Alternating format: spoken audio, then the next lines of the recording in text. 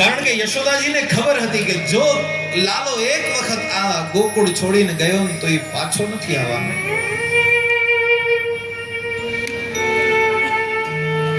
ઘરના ઉંબરા ઉપર બેસીને માં રડી રહ્યા છે. લાલાને ખબર પડી મૈયા રડે છે. લાલો ધીરે ધીરે પાછળથી આવી મૈયાના ખભા ઉપર હાથ મૂક્યો છે, કહ્યું છે માં શું કામ રડે છે?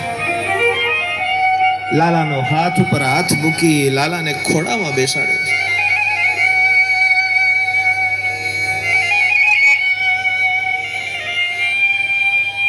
ખોડામાં બેસાડી વાલ કરે છે, માથું ચૂમે છે. લાલા તું મને મૂકીને જઈશ?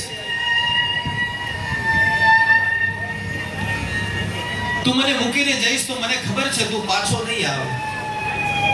લાલો કહે છે ના માં હું જરૂર પાછો આવીશ. લાલા શું કામ જાય છે? રોકાઈ જા ને, ન જા. યશોદાજી ચૂપ થઈ ગયા છે. યશોદાજી કઈ બોલી નથી શકતા. લાલાના મસ્તકને ચૂમીને યશોદાજીએ ખાલી એટલું કીધું છે લાલા તારી માં દેવકીને જ્યારે તું મળે ને તારી માં તને પૂછે કે તું ગોકુળમાં કેમ રહેતો હતો, ત્યારે તું ભલે બધી વાતો કરી દે પણ એક દિવસ મેં તને ખાંડણીએ બાંધીને તને મેં આખો દિવસ જમવાનું નતું આપ્યું. લાલા એ વાત તારી માને ન કહેજે.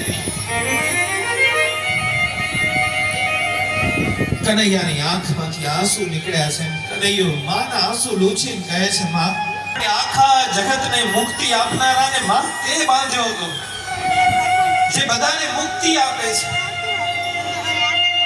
માં એ બ્રહ્મને તે બાંધી રાખ્યો હતો.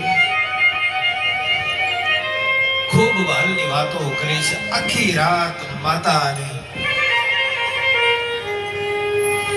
અને બાળક ખૂબ વાર્તાલાપો કરી છે.